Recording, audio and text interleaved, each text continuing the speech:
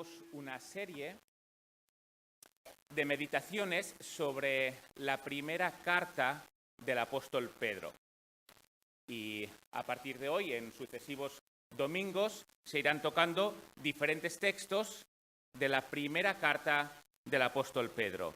Hoy meditaremos en el primer capítulo y los versículos del 1 al 12. Así que podemos abrir las Biblias, primera carta de Pedro, capítulo 1 y los versículos del 1 al 12. Y quiero empezar a haceros una pregunta. ¿Qué le diríais a alguien que está sufriendo? ¿Qué consuelo utilizaríais para una persona que lo está pasando mal? El sufrimiento es uno de los temas básicos de esta carta, se toca no menos de 16 veces. Por lo tanto, lo que veremos no solamente hoy, sino a lo largo de toda la carta, es cómo tratar ese tema del sufrimiento. Y algo que nos pasa, o nos puede pasar bastantes veces, es que nos cuesta tener palabras de consuelo, nos cuesta saber exactamente qué decir a una persona que está sufriendo. Entonces, hoy vamos a aprender una primera parte, una parte pequeña, de lo que esta carta nos enseña para decir a personas que están sufriendo. Y lo primero que debemos de hacer antes de empezar en el versículo 1 es ponernos un poco en contexto de lo que estaba pasando a estos hermanos y por qué Pedro, escribe esta carta. Esto es necesario, ¿por qué?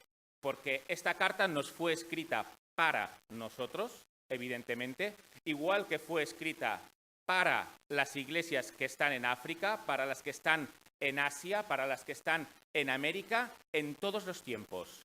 Esta carta fue escrita para nosotros.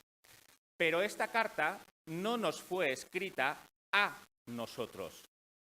Esta carta fue escrita a unos creyentes concretos que estaban viviendo una situación concreta y que la debemos de entender si queremos aplicar lo que nos enseña a la actualidad hacia nosotros. Si Pedro hubiera escrito, mirar, carta a la iglesia que se reúne en San Boi, en la calle Libertad, número 33, en el año 2018. Bueno, no haría falta ninguna introducción. Podríamos pasar a leer la carta directamente porque conocemos nuestro contexto. Pero no es esta la circunstancia. Se escribe a unos creyentes concretos y debemos de entender qué es lo que les pasaba para poder trasladar esto 2000 años después. Pedro, escribe esta carta desde Roma, probablemente, y lo escribe a principios de los 60, 62, 63 aproximadamente. ¿Y qué es lo que estaba ocurriendo? Bueno, cuando el cristianismo nació en medio de una religión que ya existía, que es el judaísmo. Y el judaísmo estaba en medio de un imperio que era el Imperio Romano. Y la política del Imperio Romano es, mira, podéis tener la religión que queráis, siempre y cuando vuestra religión no nos afecte a nosotros ni afecte a nuestra autoridad. Nosotros somos Roma y tenemos autoridad sobre vosotros. Y si vuestra religión toca esto, entonces vamos a tener problemas. Pero mientras vuestra religión no toque esto, no habrá ningún problema. Y el judaísmo, en este sentido, era una religión lícita dentro del Imperio Romano. Lo podían practicar e incluso estaban protegidos. Y el cristianismo nace en medio del judaísmo. Y al principio, como sabéis, ningún cristiano era un revolucionario político. Jesús dijo, dad a César lo que es de César. Jesús no se opuso a la autoridad del Imperio Romano. Y Pablo, en su defensa, dijo, mira, nadie me puede acusar de alborotador, de que yo mueva las masas para perjudicar al imperio. Nadie. Por lo tanto, el cristianismo no era revolucionario y no pretendía minar la autoridad de Roma. Pero va pasando el tiempo y el cristianismo se va distanciando, los cristianos ya van siendo más y ya van saliendo del seno del judaísmo, de los judíos. Y ahora se les ve más. Y los cristianos tenían sus propios principios morales que no compartían con los romanos. Tenían sus propias convicciones que no compartían con los romanos ni con los judíos. E incluso tenían sus propias reuniones cerradas para hacer la Santa Cena. Y todo esto empezó a causar malestar entre el pueblo hacia los cristianos. Ahora los cristianos ya no eran personas simplemente a las que se ignoraba, quizás, sino que ya no nos son tan simpáticos. Ahora sí que nos empiezan a molestar. Y a principios de los 60 hay esta situación. No era una situación de persecución del Imperio Romano como gobierno hacia los cristianos, pero sí era una situación en que la población no estaba a favor de los cristianos, sino más bien estaba en contra. Esto lo leemos en esta carta porque habla de sufrimiento, habla de pasar por pruebas y habla de que las personas llevan a los cristianos a juicio con acusaciones falsas. Pero no nos habla de persecución por parte del Imperio Romano, ni por parte de los judíos concretamente hacia los cristianos, sino que el pueblo, ciertas persecuciones locales, estaban persiguiendo como podían a los cristianos.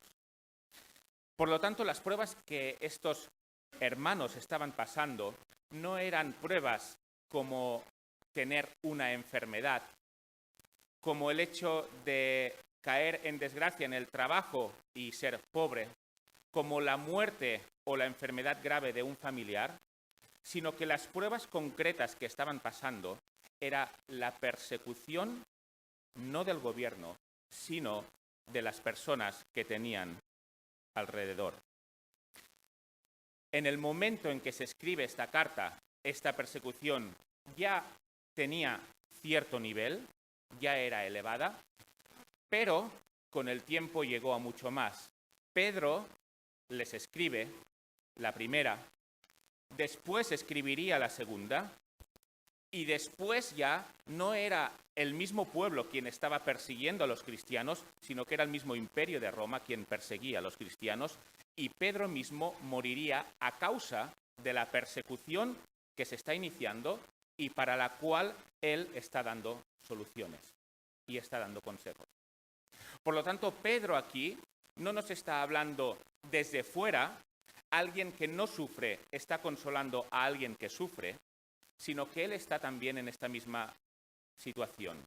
Alguien que sufre por ser cristiano, Pedro, está consolando a otros que sufren por ser cristianos también. No es el consuelo de alguien que no pueda entender. No es el consuelo que a veces nos puede venir cuando estamos en una mala situación y nos viene una persona que está en una buena situación y con toda la buena intención nos quiere consolar, pero dentro nuestro, aunque no se lo digamos, podemos estar pensando, ya, pero ¿qué sabrás de lo que me estás contando? Se está bien en tu situación, pero no se está bien en mi situación. Y cuesta en este sentido que se entiendan las dos personas. Pero no es este caso. Pedro está sufriendo la misma persecución y de hecho es una persecución que cuando se puso más dura le llevó a la muerte, según la tradición, por crucifixión. Y podemos pensar, bueno, ¿qué relevancia tiene esta carta para nosotros hoy? Porque la situación de estos cristianos no parece que sea muy parecida a la nuestra. Hoy estamos, y es muy bonito y me alegro de ello, en un día de gozo. Estamos contentos porque Samboy ha ganado muchas medallas en las Olimpiadas. Estamos contentos porque hay personas que celebran 50 años de casados. Todo es gozo, o la mayor parte es gozo, ¿verdad? Entonces, ¿para qué estudiar una carta que nos habla del sufrimiento cuando lo que estamos experimentando es gozo? Casi parece poco conveniente. Pero la realidad, por supuesto, no es esta. Y cualquier persona sabe que la vida se compone de momentos de gozo y de momentos de sufrimiento. Y si ahora estás en momentos de gozo, da gracias a Dios. Pero prepárate para los momentos de sufrimiento porque te van a venir. Y no solo eso, sino que además la persecución hacia el cristianismo no va a menos. No es que cada vez que avanzamos en el tiempo, la sociedad, en el mundo, o en España también, vaya tolerando más el cristianismo, sino que pasa exactamente lo contrario. Si nos fijamos en la persecución, en el siglo XX ha habido más mártires cristianos que en los 19 siglos anteriores, todos sumados. Solo en el siglo XX. Más que en los 19 siglos anteriores. Y el siglo XXI, en el poco tiempo que llevamos del siglo XXI, vamos peor que en el siglo XX. Por lo tanto, parece que el sufrimiento para los cristianos no será algo ajeno. Y esta carta nos enseña a ver el sufrimiento como algo que puede pasar y que pasará a los cristianos. Dios no evita el sufrimiento, cierto sufrimiento, a los cristianos. Ellos lo estaban pasando. Y podéis pensar, bueno, pero ahora me estás hablando de los países en los que hay persecución. Bien, vayamos a Occidente. ¿Qué pasa hoy en España si uno dice que un chico es un chico y que una chica es una chica? ¿Y qué pasa hoy en España si dices, no, mira, los chicos se tienen que casar con las chicas y las chicas se tienen que casar con los chicos? Y lo contrario no está aprobado por Dios. ¿Qué pasa hoy en España si dices esto? La ideología de género se está imponiendo y cada vez hay leyes mucho más duras en contra de nuestra moral cristiana. Y es previsible pasarlo mal debido a esto. Igual que lo podemos pasar mal por defender que Dios creó el universo en contra de los prominentes científicos que dicen otras cosas. Esta persecución y este sufrimiento al que Pedro está afrontando es algo que no está tan lejos de nosotros. Es algo para lo cual debemos de estar preparados y algo en lo que debemos de meditar porque nos va a venir. En una forma o en la otra, vas a sufrir o por ser cristiano o por el sufrimiento normal de la vida o por las dos cosas. Y debes de estar preparado para esto. Por lo tanto, lejos de ser una carta quizás irrelevante, es una carta tremendamente relevante para prepararnos para estas circunstancias. Entonces, vamos a verlo brevemente. Hay una introducción y después veremos 3 características de la salvación, de la esperanza que tenemos. La carta empieza: Pedro, apóstol de Jesucristo, a los expatriados de la dispersión en el Ponto, Galacia, Capadocia, Asia y Bitinia. Les llama expatriados, son creyentes cristianos que han tenido que huir, no porque les persiguiera el Imperio Romano, pero sí porque les persiguieran sus compatriotas. Y han tenido que irse de su lugar. Entre ellos había judíos y también había gentiles. Esta zona de la que nos está hablando aquí Pedro es una zona que está en Turquía, en el noroeste de Turquía. Y de las regiones a las que se refiere, sabemos que algunas fue Pablo, a Asia fue Pablo, a Galacia fue Pablo, pero al resto no tenemos conocimiento de que fuera Pablo, y probablemente tampoco fue Pedro quien fue y quien predicó en estas regiones, porque en un texto que nos toca hoy, en el versículo 12, dice: las cosas que os han sido anunciadas por los que os han anunciado el Evangelio. Él no se pone entre los que les han anunciado el Evangelio. Por tanto, posiblemente tampoco fue Pedro quien evangelizó a esta región. Quizás eran personas que salieron del día de Pentecostés, que estaban allí, que volvieron a sus hogares y que allí predicaron el Evangelio y se formaron las iglesias. Versículo 2 dice: elegidos según la presciencia de Dios Padre, en santificación del Espíritu, para obedecer y ser rociados con la sangre de Jesucristo. Gracia y paz os sean multiplicados. ¿Qué es lo que alguien necesita cuando está en un momento de sufrimiento por persecución? ¿Qué es lo principal que necesita? Lo que yo buscaría, si estoy en una circunstancia así, es seguridad.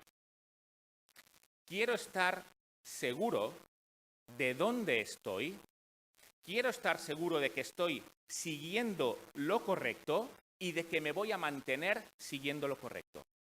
Porque probablemente esto es lo único que me quede. Ya no me queda mi hogar, ya no me queda mi trabajo, ya no me pueden quedar muchas cosas.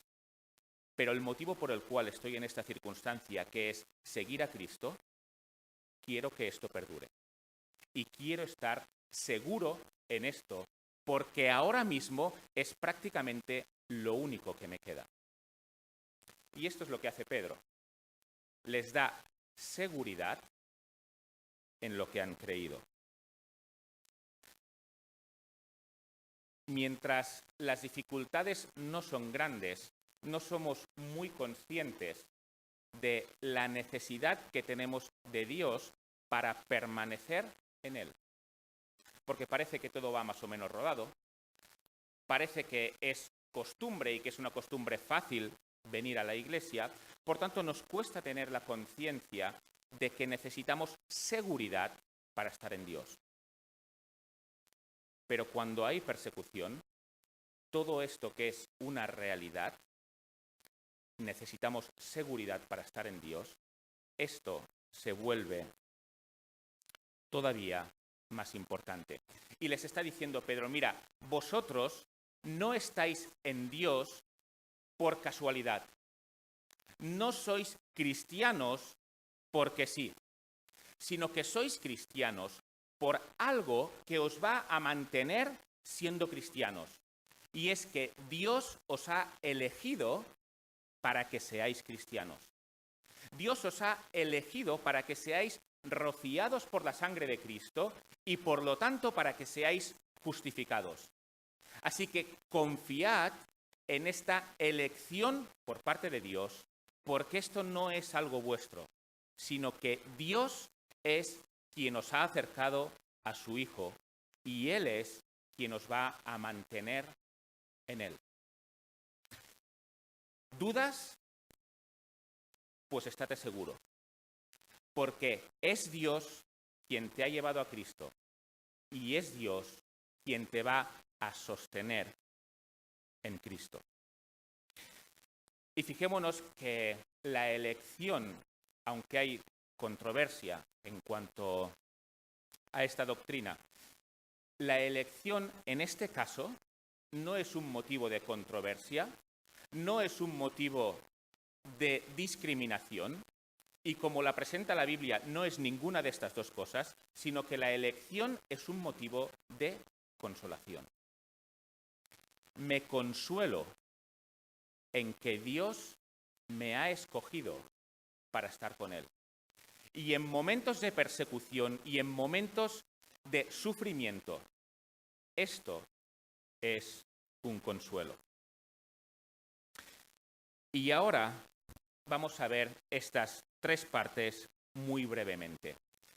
Estos creyentes deben de ser consolados por esta elección de Dios en una esperanza. Y esta esperanza tiene tres características. En primer lugar, lo que veremos ahora proviene de Dios. En segundo lugar, debe ser el motivo por el cual se alegren en esta esperanza. Y en tercer lugar, era el centro de las enseñanzas de los profetas. La primera parte, versículos del 3 al 5.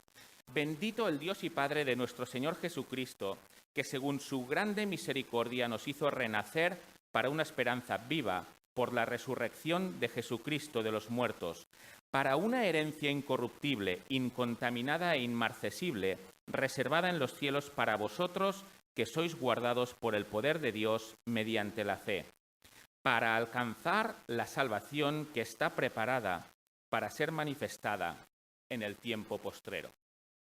Y fijémonos cómo empieza a hablarles a cristianos que están sufriendo. Empieza la sección bendiciendo a Dios. Bendito el Dios y Padre de nuestro Señor Jesucristo. Y esto es importante en situaciones duras. ¿Por qué? Porque no es algo que nos salga de forma natural. Si a uno le pasa, mira, he encontrado un nuevo trabajo, voy a cobrar el doble y voy a trabajar la mitad. Bendito sea Dios. ¿Verdad? Nos sale directamente. No tenemos ningún problema en esta circunstancia de bendito sea Dios. Una cosa tan buena. Pero mira, estoy sufriendo por ser cristiano.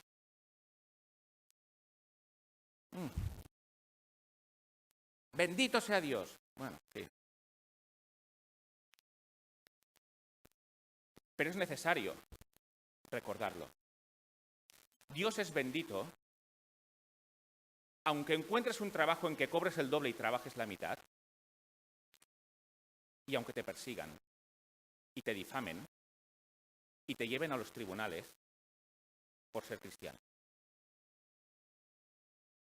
Por perseguir la moral cristiana.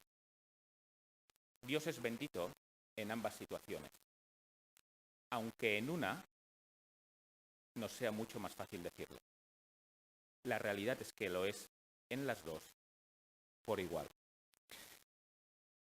Y Pedro cambia este concepto desde el principio a estos hermanos.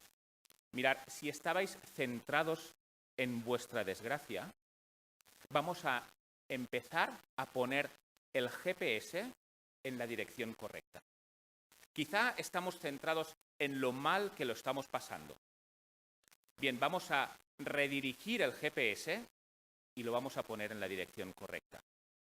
Y la dirección correcta es bendito sea Dios, aún a pesar de estas circunstancias. ¿Y por qué bendito sea Dios a pesar de estas circunstancias? Por las características de esta esperanza que ellos tienen. Brevemente, en primer lugar, porque esta esperanza que ellos tienen y que nosotros tenemos no es de nosotros, sino que nos viene por la misericordia de Dios. Nadie de los que está aquí nadie de los que ha vivido nunca en este mundo, excepto Jesucristo, es merecedor del favor de Dios. Nadie puede decir, mira, he sido tan bueno que me merezco la misericordia de Dios. Nadie. Dios tiene misericordia de nosotros únicamente por un motivo. Solo hay un motivo por el cual Dios tiene misericordia de nosotros, y es que Él es misericordioso. Solo hay esto. ¿Por qué Dios nos ha amado? ¿Porque nos lo merecemos?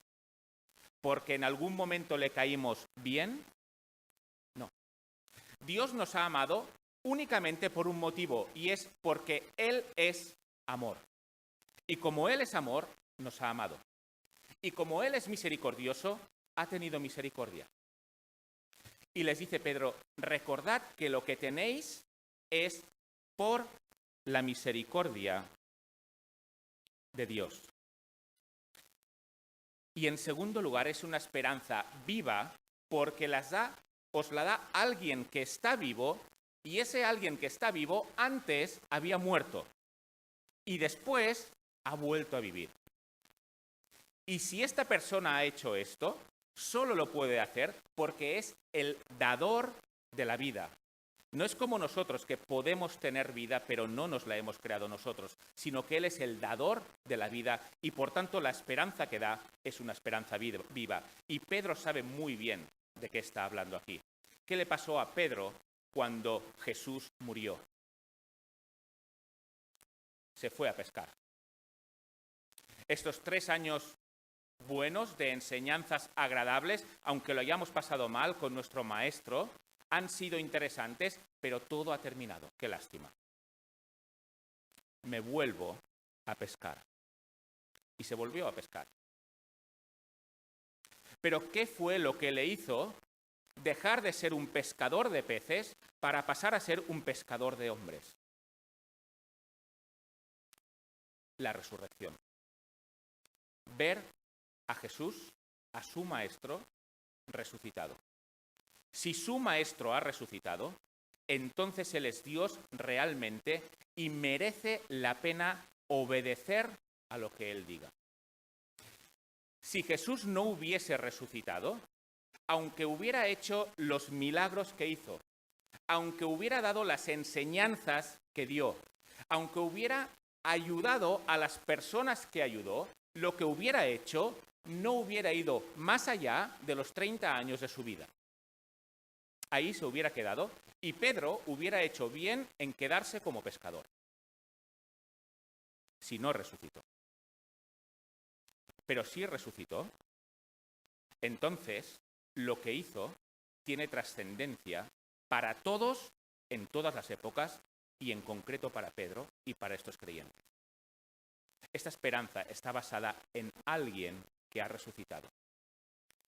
Y Pedro sabe bien lo que eso implica y se lo recuerda a estos creyentes. Y además también es una esperanza gloriosa porque Dios mismo guarda tu herencia, guarda la herencia de estos cristianos, pero no solamente guarda la herencia de estos cristianos, sino que guarda a los cristianos en sí. Estos cristianos sabían lo que era haber perdido su herencia en la tierra, porque habían tenido que huir. Y Pedro les dice, mira, hay una herencia que no vais a perder, porque os la guarda Dios. Pero no solo no vais a perder esta herencia, sino que no os vais a perder vosotros tampoco, porque Dios os guarda. Os guarda la herencia y os guarda a vosotros. Así es vuestra esperanza y así es nuestra esperanza. Versículos del 6 al 9. En lo cual vosotros os alegráis, aunque ahora por un poco de tiempo, si es necesario, tengáis que ser afligidos en diversas pruebas, para que sometida a prueba vuestra fe, mucho más preciosa que el oro, el cual, aunque perecedero, se prueba con fuego, sea hallada en alabanza, gloria y honra cuando sea manifestado Jesucristo, a quien amáis sin haberle visto, en quien creyendo, aunque ahora no lo veáis, os alegráis con gozo inefable y glorioso, obteniendo el fin de vuestra fe, que es la salvación de vuestras almas. El texto también empieza de una forma un poco extraña para dirigirse a personas en sufrimiento. Empieza diciendo, os alegráis, y en el versículo 8, os alegráis. Así que estamos envueltos de alegría. Parece. Pero están sufriendo. ¿Cómo será esta alegría en medio del sufrimiento? Deben de alegrarse. ¿Por qué? Porque esa fe que ellos tienen, cuando haya pasado la prueba que estaban pasando, será hallada en alabanza, gloria y honra a Dios.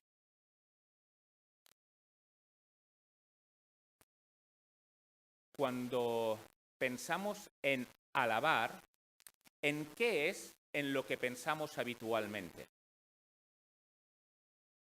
Normalmente se nos va la mente a cantar, ¿verdad? Venga, vamos a una reunión de alabanza. Pues vamos a cantar. Estamos acostumbrados a alabar a Dios cantando. Y desde luego se alaba a Dios cantando. Pero según lo que nos está diciendo aquí Pedro, una alabanza preciosa para Dios es cuando tu fe soporta la prueba, pasa por el fuego y permanece. Esta fe es alabanza para Dios. Quizás no suena Hillsong a todo volumen cuando pasa algo así. Quizás incluso nadie lo ve, porque muchas veces el sufrimiento puede ser en silencio. Pero eso no pasa desapercibido para Dios, para que esa fe, a través de la prueba, Dios la vea como una alabanza gloriosa y que honra a Dios. Debemos de aprender a alabar a Dios de esta forma. No solo cantando, que desde luego debemos de hacerlo, sino alabar a Dios con nuestra fe. Porque nuestra fe permanece. También nos dice que esta fe, en esta prueba, demuestra ser más preciosa que el oro. Dios dice que si comparas esta fe con el oro, no se puede ni llegar a comparar. La fe es muchísimo mejor. Imaginémonos que tenemos aquí en la mesa, en lugar de los símbolos, unos 100 lingotes de oro de 1 kilo cada uno. Cuesta imaginárselo porque probablemente nadie de nosotros lo ha visto en vivo y no lo veremos, pero en las películas lo hemos visto alguna vez. Tenemos aquí 100 lingotes de oro, de 1 kilo de oro cada uno, que puede solucionar tu vida y la de 4 generaciones después de la tuya. Y al otro lado tienes la Biblia. Y te dan a elegir. Mira, puedes o llevarte los 100 lingotes de oro o llevarte la Biblia. Si te llevas los 100 lingotes de oro, no vas jamás a tener fe. Renuncias a la fe y renuncias a la Biblia. ¿Qué escogerías? La Biblia, claro, la Biblia, ¿no?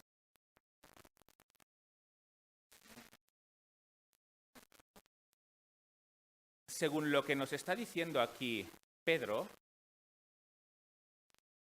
no se puede ni siquiera comparar. O sea, no es que tenga que decir, bueno, venga, va la Biblia, después de un esfuerzo mental. No. Es que en realidad no se puede ni siquiera comparar. 100, 200 lingotes de oro, da igual. Lo que tienes es mucho más precioso. El oro te soluciona la vida aquí. La Biblia te complica la vida aquí. Pero el oro te condena para siempre. Y la Biblia te salva para siempre. ¿Qué escoges? Si podemos hacer esta comparación mentalmente, nos ayuda a valorar la fe y la esperanza que tenemos. Versículos del 10 al 12. Los profetas que profetizaron de la gracia destinada a vosotros inquirieron y diligentemente indagaron acerca de esta salvación, escudriñando qué persona y qué tiempo indicaba el Espíritu de Cristo que estaba en ellos, el cual anunciaba de antemano los sufrimientos de Cristo y las glorias que vendrían tras ellos. A estos se les reveló que no para sí mismos, sino para nosotros, administraban las cosas que ahora os son anunciadas por los que os han predicado el Evangelio por el Espíritu Santo enviado del cielo, cosas en las cuales anhelan mirar los ángeles. Desde el principio, desde el Génesis, todo el Antiguo Testamento se centra en la persona de Cristo. Desde el principio. Tenemos a Adán y Eva. Tienen hijos. Uno de esos hijos es Set. De él vendrá el Cristo mucho más tarde. La Biblia deja de centrarse en el resto de hijos y se centra en Set. Después tenemos a Noé, con Sem, Cam y Jafet. El Cristo vendrá de Sem, es semita. Cam y Jafet ya no importan. A partir de ahora nos centramos en Sem. Después viene Abraham y Sara. Tienen a Ismael, a Isaac. Cristo vendrá de Isaac. Ismael ya no nos importa. Ahora seguimos a Isaac. Isaac tendrá a Jacob y a Esaú. El Cristo vendrá de Jacob. Esaú ya no nos importa. Ahora nos centramos en Jacob. Y después vienen los profetas y se centran en Cristo. Desde el principio, desde el Génesis hasta Malaquías, todo se centra en Cristo. Y Pedro les está diciendo, fijaos en lo que tenéis. Tenéis algo en lo cual toda la historia previa se ha estado centrando en él. Y los profetas profetizan, y Dios les da sueños y les da visiones.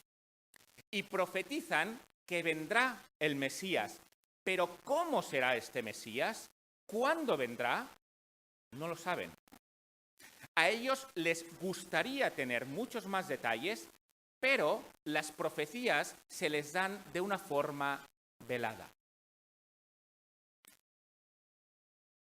Ellos saben que el Mesías, el Cristo, será una especie de cordero, porque tiene que quitar el pecado del mundo. Pero ¿cómo será un cordero?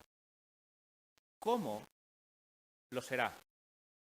Ellos saben que el Mesías también tiene que ser una especie de templo, porque el templo es la presencia de Dios en medio de los hombres y el Mesías será la presencia de Dios en medio de los hombres. Tiene que ser una especie de templo, pero ¿cómo será un templo este Mesías?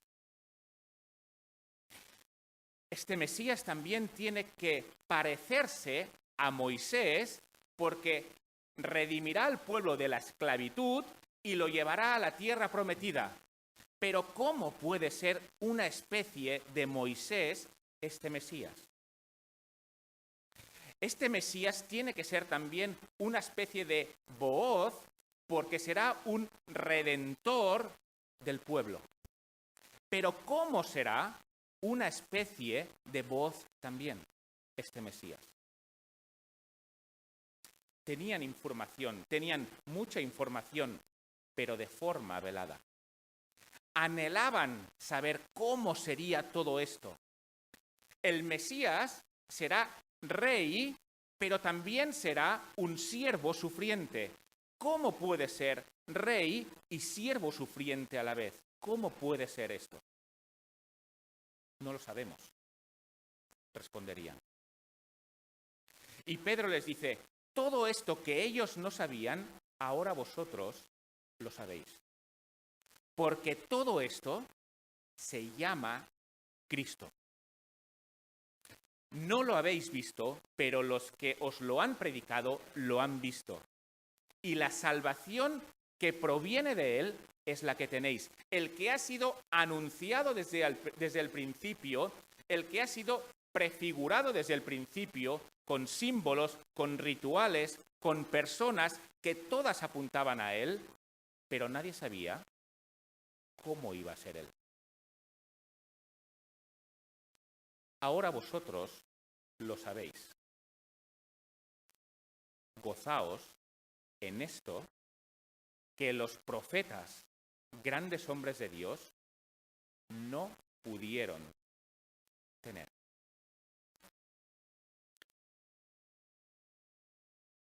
¿Cuántas veces nos pasa esto a nosotros también, verdad? Hemos leído los Evangelios, hemos leído el Nuevo Testamento, hemos leído probablemente el Antiguo Testamento también. Cada domingo se nos exponen pasajes y puede llegar un momento en que no valoremos lo que realmente tenemos aquí, de tanto repetirlo.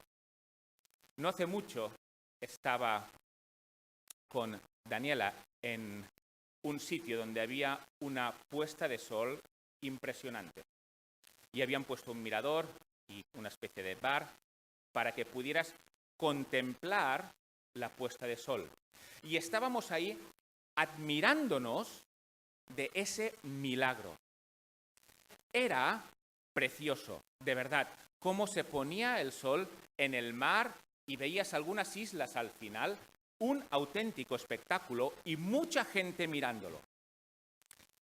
Y me fijé en que los camareros de ese bar, que tenían eso allí cada día, no lo miraban.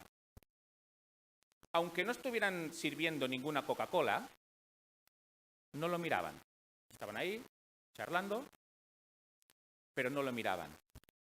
Y los demás estábamos maravillados con lo que estaba aconteciendo allí. ¿Cuántas veces nos puede pasar esto también a nosotros, verdad? Nos maravillamos al principio de lo que estamos viendo del Evangelio y no queremos ver otra cosa.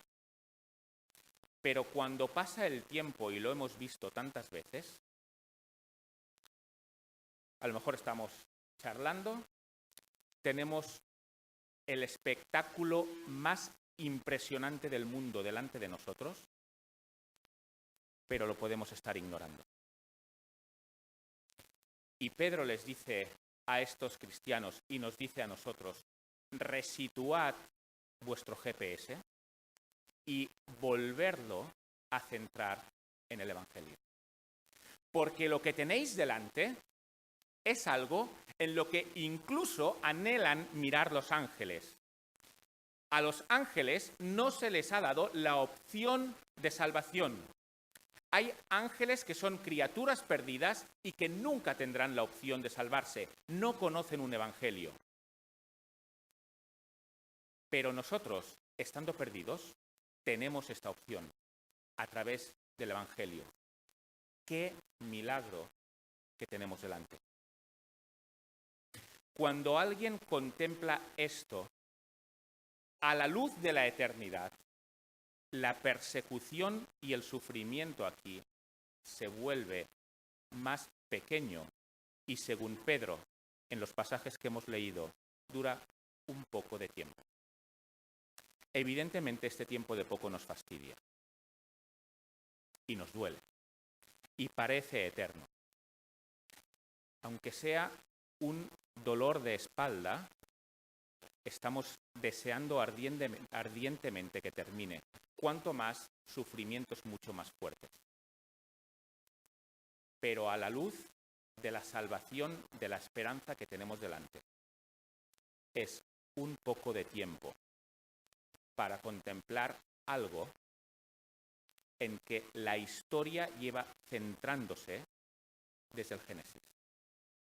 Los profetas llevan mirándolo desde el principio y los ángeles anhelan verlo. Por lo tanto, reflexionemos, gocémonos en la esperanza que tenemos. Y este es el primer paso, según Pedro, para permanecer a través del sufrimiento y a través de la persecución que probablemente en un momento o en otro nos van a venir. Pues que Dios haga esta obra en nosotros siempre.